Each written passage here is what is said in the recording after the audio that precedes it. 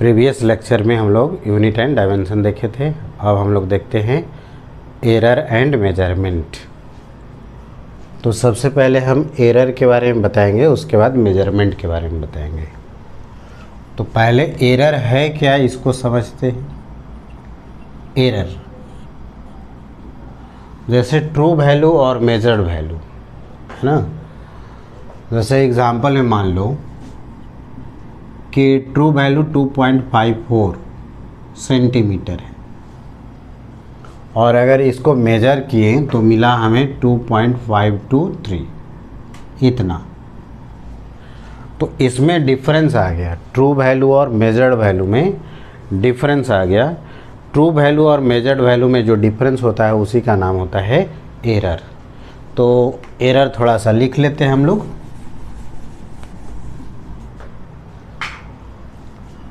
difference in true value and measured value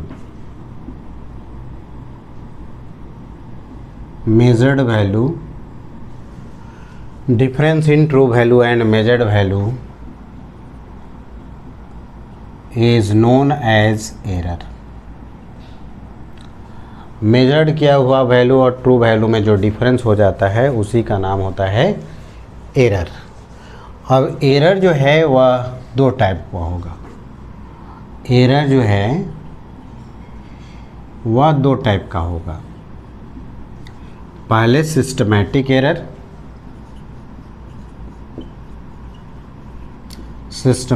error और second जो है वह रैंडम एरर है। Random error. सिस्टमैटिक एरर क्या है, पहले इसके बारे में हम लोग समझते हैं। ये फर्स्ट हो गया और ये सेकंड हो गया। तो पहले हम लोग सिस्टमैटिक एरर के बारे में समझते हैं। सिस्टमैटिक एरर यह वैसा एरर जो हमेशा एक ही डायरेक्शन में आएगा, उसे कहेंगे systematic error. The error which always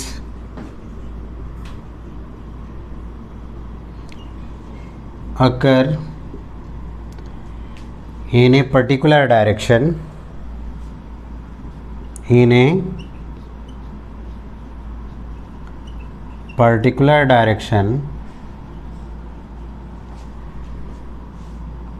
either positive direction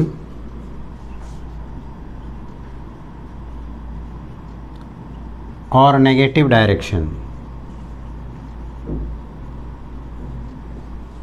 either positive direction और negative direction, then this error is known as systematic error। Systematic error वैसा एरर जो हमेशा एक ही डायरेक्शन में होगा, आइदर पॉजिटिव डायरेक्शन और नेगेटिव डायरेक्शन में। तो वैसे एरर का नाम होता है सिस्टमैटिक एरर। अब पॉजिटिव डायरेक्शन और नेगेटिव डायरेक्शन क्या है, थोड़ा इसको समझ लेते हैं हम लोग।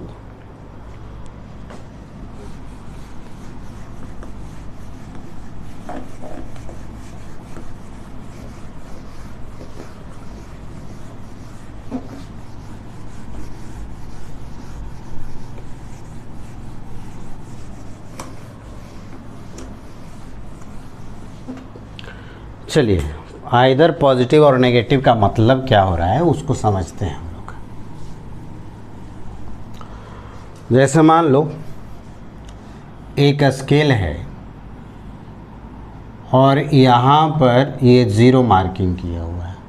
एक्चुअली में ज़ीरो मार्किंग किया है, फिर यहाँ 1 सेंटीमीटर, यहाँ 2 सेंटीमीटर, यहाँ 3 सेंटीमीटर। इसी तरह से तो होगा। अगर इस स्केल से हम किसी लेंथ मेजर करेंगे तो 3 सेंटीमीटर बताएगा। लेकिन अगर मान लो इसी स्केल में हम मार्किंग स्टार्ट कर दें 1 से 1 2 3, तो ये बताएगा हमें 4। हालांकि है यह भी 3 सेंटीमीटर, लेकिन जब इस स्केल से मेजर करोगे ना तो कितना बताएगा, 4 सेंटीमीटर। मतलब किस डायरेक्शन में, देखो यहाँ भी 3 इंटरवल है, 1 2 3, यहाँ भी 1 2 3। यहाँ से एक्चुअली ये 3 सेंटीमीटर है, लेकिन इससे मेजरमेंट अगर कोई लेता है तो कितना देगा बताएगा, वो रीडिंग देगा 4 सेंटीमीटर। मतलब 1 सेंटीमीटर पॉजिटिव डायरेक्शन में एरर दे रहा है। जब भी इस स्केल से मेजर किया जाएगा तो हमेशा पॉजिटिव डायरेक्शन में ही एरर देगा, इसीलिए इस तरह के एरर का नाम होता है सिस्टमैटिक एरर। वैसा एरर जो हमेशा एक ही डायरेक्शन में अकर करता है, आइदर पॉजिटिव डायरेक्शन और नेगेटिव डायरेक्शन में, तो वैसे एरर का नाम होता है क्या, सिस्टमैटिक एरर। अब ये सिस्टमैटिक एरर किस कारण से डेवलप होता है, तो पहला कारण तो यहाँ साफ साफ समझ में आ गया कि इंस्ट्रूमेंट में अगर डिफेक्ट होगा तो सिस्टमैटिक एरर डेवलप करेगा। और भी रीज़न है, थोड़ा रीज़न समझ लेते हैं कि सिस्टमैटिक एरर किस कारण से डेवलप करता है। तो देखते हैं cause of systematic error.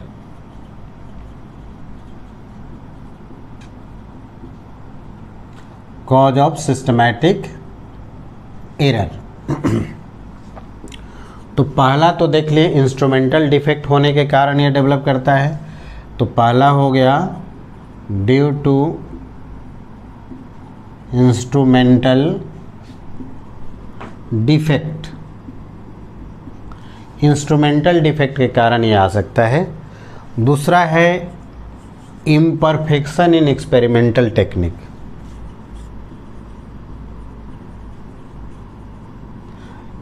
imperfection in experimental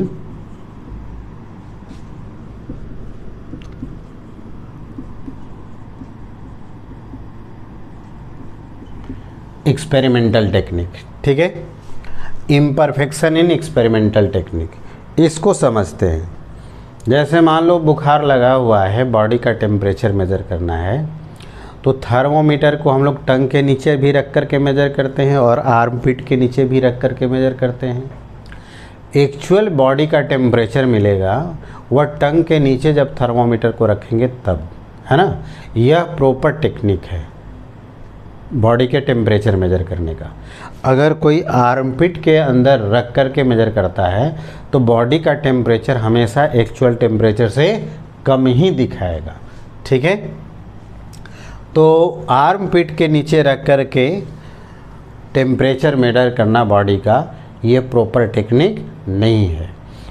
तो हम लोग टंग के नीचे में रखेंगे और आर्म पिट में रखेंगे, दोनों में डिफरेंस आ जाएगा। बॉडी का एक्चुअल टेम्परेचर टंग के नीचे थर्मोमीटर के रखने से मिलेगा, आर्म पिट में रखोगे तो हमेशा वैल्यू कुछ ना कुछ कम ही मिलेगा। 1 या 2 फ़ारेनहाइट जो है वह कम दिखाएगा। मतलब किस डायरेक्शन में एरर जा रहा है, नेगेटिव डायरेक्शन में। जब भी आप टेम्परेचर मेजर करोगे बॉडी का आर्म पिट में थर्मोमीटर को रख करके, तो हमेशा नेगेटिव डायरेक्शन में एरर बताएगा, है ना। एक्चुअल बॉडी टेम्परेचर से हमेशा कम बताएगा। तो वह इम्परफेक्शन इन एक्सपेरिमेंटल टेक्निक होने के कारण भी इस तरह का एरर डेवलप करता है। और थर्ड जो है वह पर्सनल एरर। पर्सनल एरर के कारण भी ये डेवलप करता है। अब पर्सनल एरर का डेवलप बहुत सारे रीज़न हो सकते हैं। जैसे देखो, जैसे ग्लास में अगर पानी रख दोगे तो ऊपर में एक थिक ऐसे डिस्क लाइक स्ट्रक्चर बन जाता है, इसका नाम मेनिस्कस होता है। तुम लोग 10th में पढ़े होगे, इसका थिकनेस मेजर करना होता है। यहाँ जार में रखा रहता है पानी और इसका थिकनेस मेजर करना होता है। कोई मान लो पर्सन यहाँ से देखता है तो वह थिकनेस करेक्ट रीड नहीं करेगा। करेक्ट रीड करने का ये तरीका होगा, है ना। अगर मान लो कोई पर्सन को हमेशा देखने का आदत होगा ऊपर या हमेशा नीचे देखता होगा, है ना, या किसी तरह से उसमें डिफेक्ट होगा, तो ये एक्चुअल रीडिंग जो है वह नहीं कर पाएगा।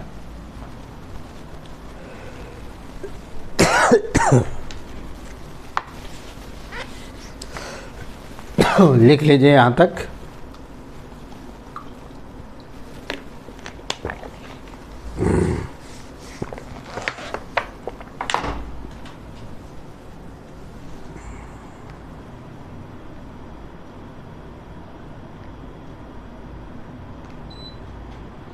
आगे देखते हैं।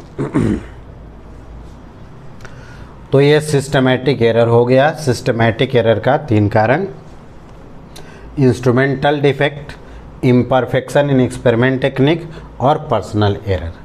क्लियर है? चलिए आगे बढ़ें। और सेकेंड टाइप का एरर हम लोग देखते हैं, रैंडम एरर। तो रैंडम एरर में समझ लेते हैं।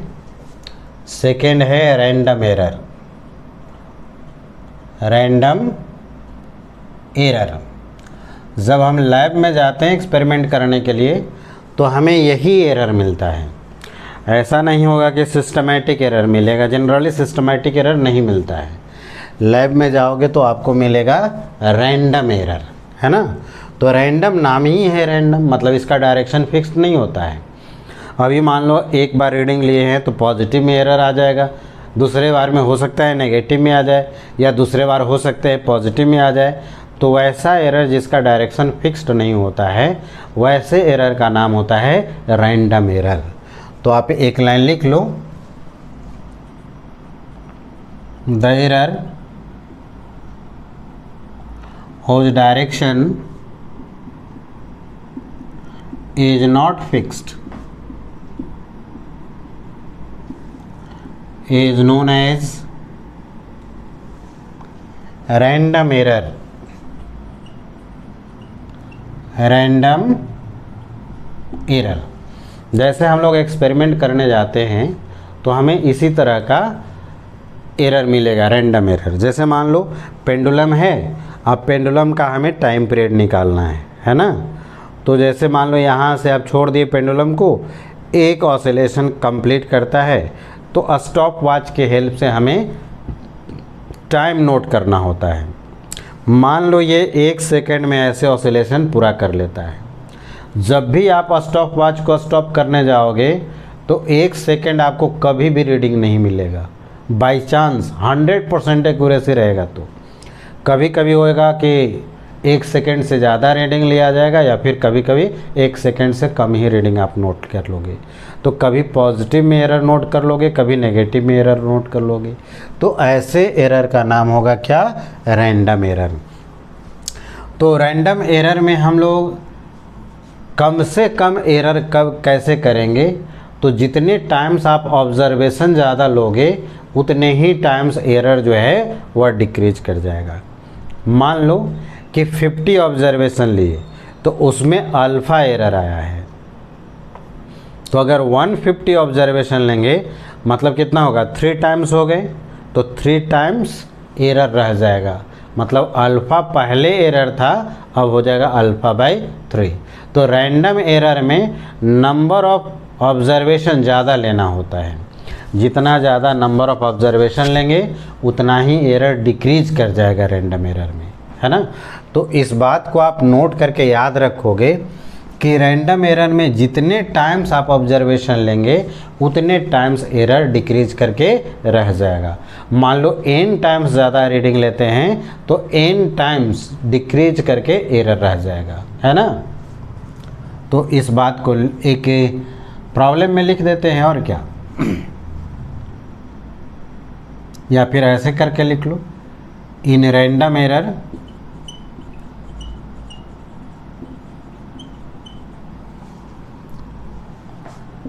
in n observation, in 50 observation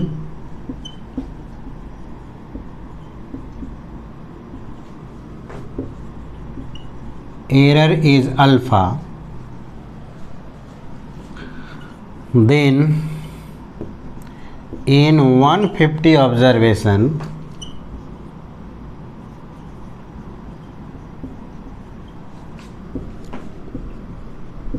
error becomes alpha by 3। Number of observation कितना टाइम्स बढ़ गया? 3 टाइम्स। तो एरर पहले अल्फ़ा था तो 3 टाइम्स डिक्रीज करके रह जाएगा, अल्फ़ा बाई 3 हो जाएगा, है ना। अल्फ़ा था, अल्फ़ा बाई 3 हो जाएगा। तो जैसे आप लैब में एक्सपेरिमेंट करने जाते हो तो एक्सपेरिमेंट अगर किए होगे तो मिनिमम आप 5 टाइम्स ऑब्जर्वेशन लेते हैं। आपसे टीचर कहते हैं क्या कि 10 टाइम्स ऑब्जर्वेशन लो, क्योंकि जितना नंबर ऑफ टाइम्स ऑब्जर्वेशन ज़्यादा लेंगे एरर उतना ही कम हो जाएगा। तो मान लो रैंडम एरर में हम कैसे ट्रू वैल्यू निकालेंगे और कैसे मेजरमेंट जो किए हैं उसमें एरर निकालेंगे वह आगे हम लोग देखते हैं। ठीक है,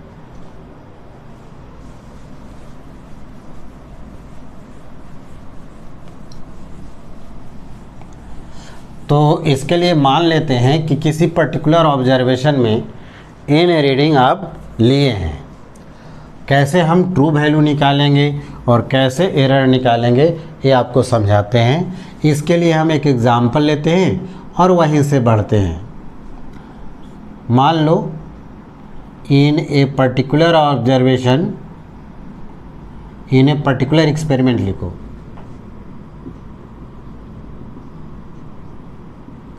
in a particular experiment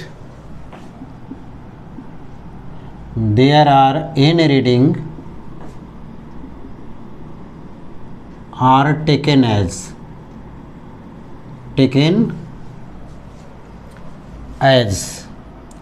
a1 a2 a3 up to an। इतना मान लो ऑब्जर्वेशन ले लिए। अब इसका हम कैसे ट्रू वैल्यू निकालेंगे और कैसे इसमें एरर निकालेंगे ये समझते हैं। तो सबसे पहले ट्रू वैल्यू निकालने के लिए समझो।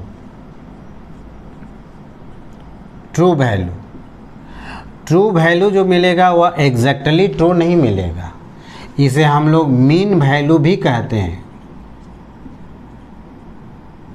मीन वैल्यू तो अरिथमेटिक मीन निकाल लोगे इसका तो ट्रू वैल्यू मिल जाएगा। तो अरिथमेटिक मीन कैसे हम लोग निकालेंगे, जितने ऑब्जर्वेशन लिए हो वह सब को सम कर दो और उतने ही नंबर से डिवाइड कर दो, तो यह मीन वैल्यू निकल जाता है और यही जो मिलेगा वह ट्रू वैल्यू होगा। लेकिन आप जानते हो कि मेजरमेंट आप करोगे तो कुछ ना कुछ तो एरर आएगा ही, तो ये जो ट्रू वैल्यू मिला है वह एग्जैक्टली ट्रू नहीं मिलेगा, इसमें एरर होगा। लेकिन अगर ऑब्जर्वेशन से आपको अगर ट्रू वैल्यू निकालना है तो आप मीन वैल्यू निकालेंगे, यही ट्रू वैल्यू होगा। ठीक है, अब एरर कैसे मिलेगा इसमें, उसके लिए हमें एब्सोल्यूट मीन एब्सोल्यूट एरर निकालना पड़ेगा। तो आगे देखते हैं। यहाँ से तो ट्रू वैल्यू हो गया, अब हम एरर निकालने का प्रोसेस स्टार्ट करते हैं। उसमें सबसे पहले आपको निकालना पड़ेगा absolute error in measurement. Absolute error, जैसे देखो absolute error in measurement first लिखें,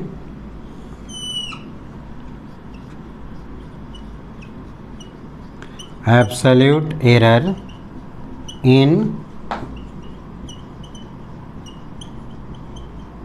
मेजरमेंट फर्स्ट। अगर लिखना होगा तो हम डिनोट करेंगे ऐसे डेल्टा A1 और A1 माइनस ए मीन लिखेंगे। A1 फर्स्ट वाला रीडिंग है और ए मीन जो हो गया यहाँ पर वह ए मीन जो है वह A है।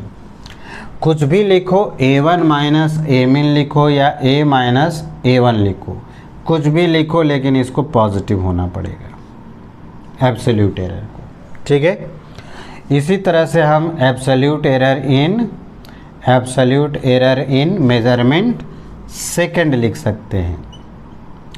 तो ये लिखेंगे डेल्टा AN, सॉरी सेकंड है ना, तो A2 क्या लिख देंगे, A2 माइनस ए मीन। इसी तरह से बताओ कि अगर nth मेजरमेंट में एब्सोल्यूट एरर लिखना होगा तो हम कैसे लिखेंगे nth में, तो ये लिख देंगे डेल्टा AN और AN माइनस ए मीन।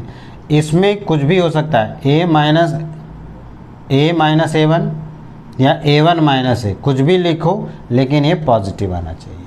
ठीक है, तो इस तरह से हम लोग मेजरमेंट जो आप किए हैं उसमें एब्सोल्यूट एरर निकाल लेते हैं।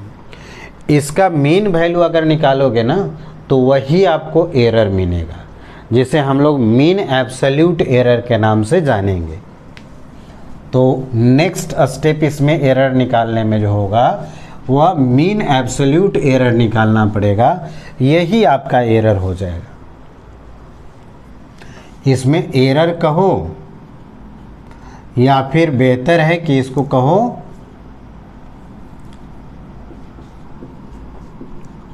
Mean absolute error. Mean absolute error, तो मीन एब्सोल्यूट एरर को डेल्टा ए से इंडिकेट कर देते हैं। जितना भी एब्सोल्यूट एरर निकाले हो वह सब को ऐड कर दो और उतने ही नंबर से हम डिवाइड कर देंगे, तो ये निकल जाएगा हमारा क्या, मीन एब्सोल्यूट एरर, और यही हमारा होगा एरर। आई बात समझ में? तो मीन वैल्यू जो निकाले थे वह क्या मिल गया था, मीन वैल्यू जो हम लोग निकाले वह क्या मिल गया था, ट्रू वैल्यू। और मीन एब्सोल्यूट एरर जो निकाले वह क्या मिल गया, एरर। क्लियर है? इसके बाद एक टर्म और डिफाइंड होते हैं। देखो, पहला तो हो गया एब्सोल्यूट एरर, दूसरा हो गया मीन एब्सोल्यूट एरर या एरर कह दो, तीसरा टर्म है इसमें relative error.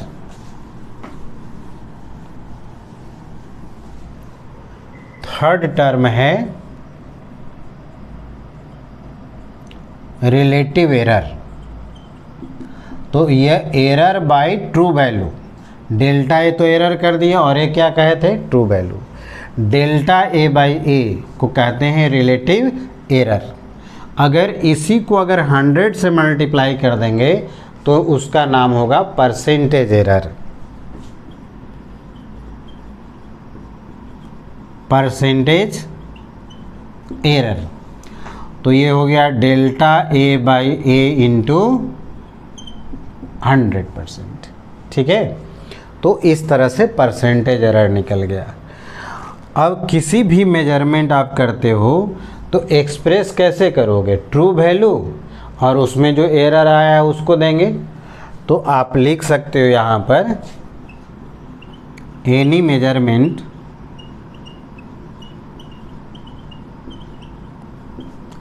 Express in the form A plus minus delta A, इस फॉर्म में एक्सप्रेस करते हैं। ए क्या है उसका, ट्रू वैल्यू, और प्लस माइनस डेल्टा ए। प्लस माइनस ये इसलिए क्योंकि पॉजिटिव में भी एरर हो सकता है और नेगेटिव में भी एरर हो सकता है। तो कोई भी मेजरमेंट आप लेंगे तो उसको एक्सप्रेस करना है किस फॉर्म में, ए प्लस माइनस डेल्टा ए। या ए जो होगा वह ट्रू वैल्यू को इंडिकेट करेगा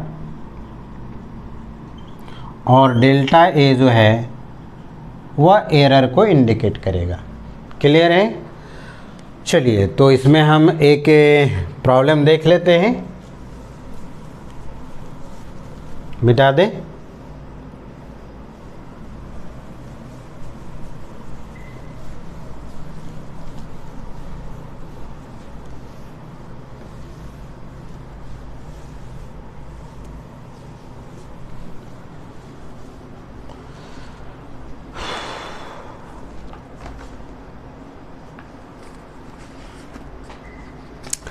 चलिए, एक प्रॉब्लम लिखिए तो हम बोलते हैं।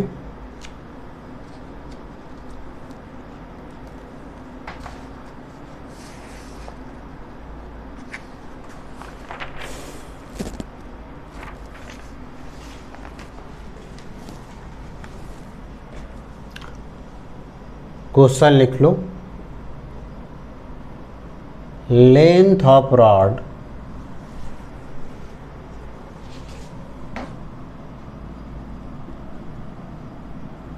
measured in a experiment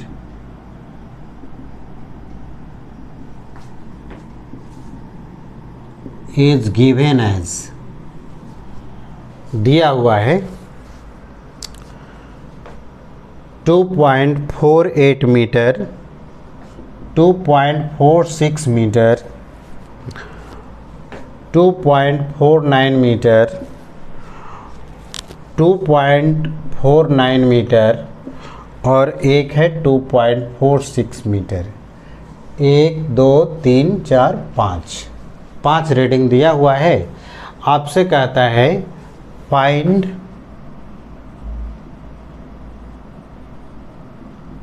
percentage error. Clear है? चलिए तो हम लोग समझते हैं। सबसे पहले हमें क्या करना पड़ेगा, मीन वैल्यू निकालने पड़ेंगे ना। मीन वैल्यू का मतलब क्या हो जाएगा, ट्रू वैल्यू। ट्रू वैल्यू कहो या फिर मीन वैल्यू कहते हैं। तो ए से इंडिकेट किए थे ना, कैसे लिखे थे बताओ। सभी को ऐड करके जितना नंबर ऑफ ऑब्जर्वेशन है उसे क्या करना है, डिवाइड करना है। तो सब को ऐड करो, 2.48, 2.46, 2.49, 2.49, 2.46 by total number of observation कितना हुआ, 1 2 3 4 5। तो 5 से हमने डिवाइड कर दिया।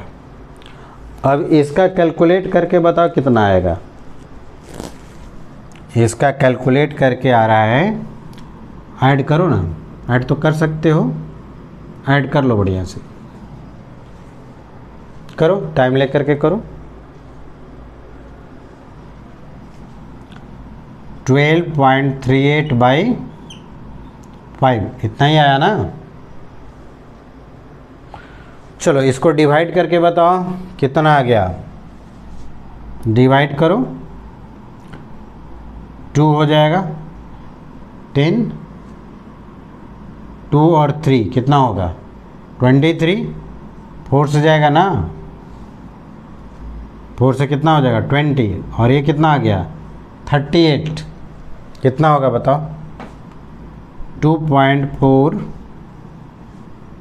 और बताओ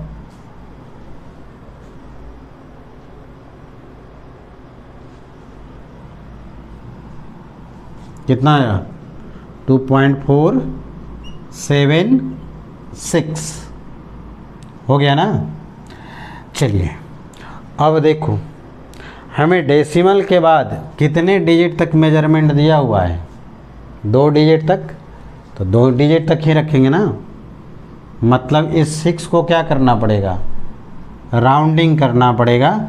राउंडिंग करने के लिए आपको आता है क्या, अगर ये क्वांटिटी जिसे राउंडिंग करना चाहते हो वह 5 से ग्रेटर होगा तो प्रीसीडिंग डिजिट 1 से इंक्रीज कर देते हैं। बताओ कितना हो जाएगा। ये 6 है जो कि 5 से ग्रेटर है, इसके पहले वाला डिजिट को 1 से इंक्रीज कर दो, तो ये हो गया ट्रू वैल्यू। सभी को ऐड कर दिया और 5 से डिवाइड कर देते हैं। ठीक है, इतना आ गया। चलिए ये तो ट्रू वैल्यू मिला। अब हमें क्या निकालना पड़ेगा, एब्सोल्यूट एरर इन सभी मेजरमेंट में निकालना होगा। तो देखते हैं आगे हम, हो गया यहाँ तक। ट्रू वैल्यू याद रखना 2.48 आया है।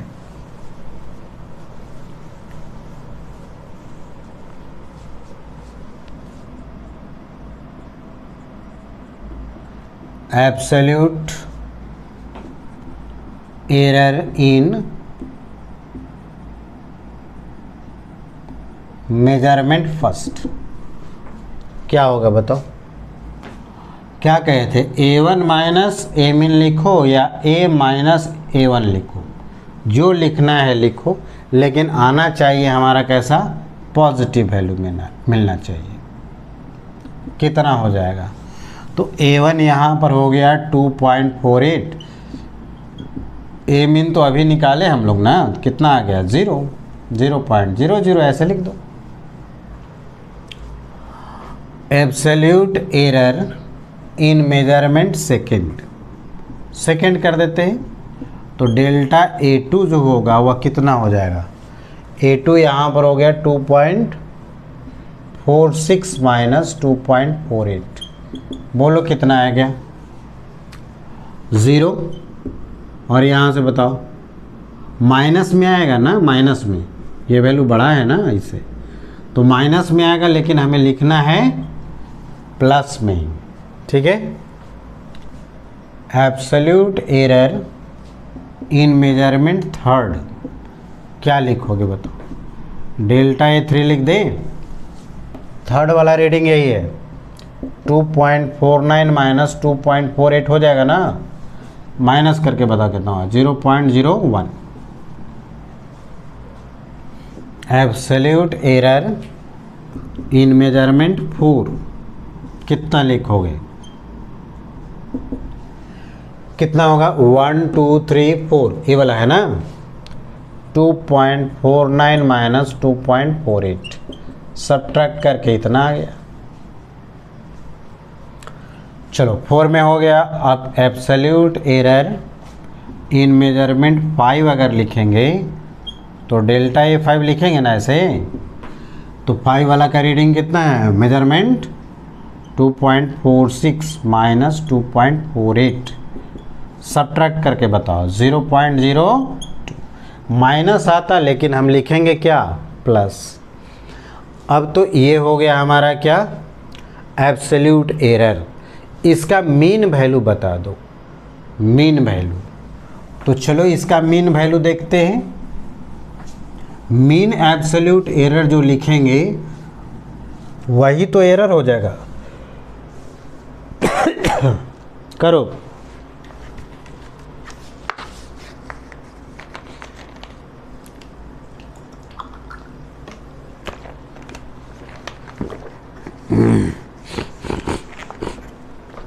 मीन एब्सोल्यूट एरर निकालो, मीन एब्सोल्यूट एरर निकालो, सबको ऐड करके डिवाइड करो।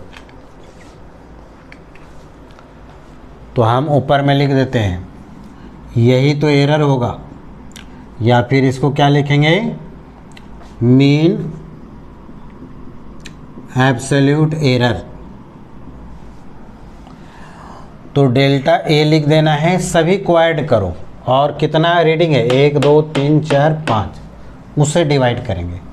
तो 0.00 plus 0.02 plus 0.01 plus 0.01 plus 0.02 by कितना? 5। अब इसको मिटा देते हैं, इसका काम तो है नहीं।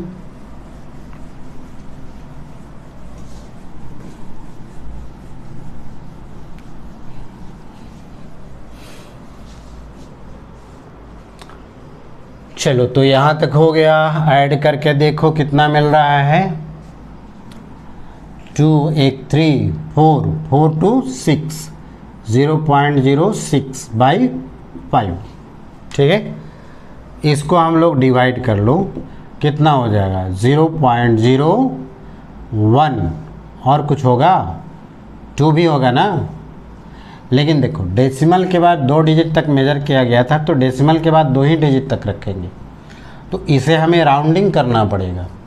राउंडिंग करने के लिए देखो, ये जो क्वांटिटी जिसे राउंडिंग करना है वह 5 से क्या है? लेस, इसलिए प्रीसीडिंग डिजिट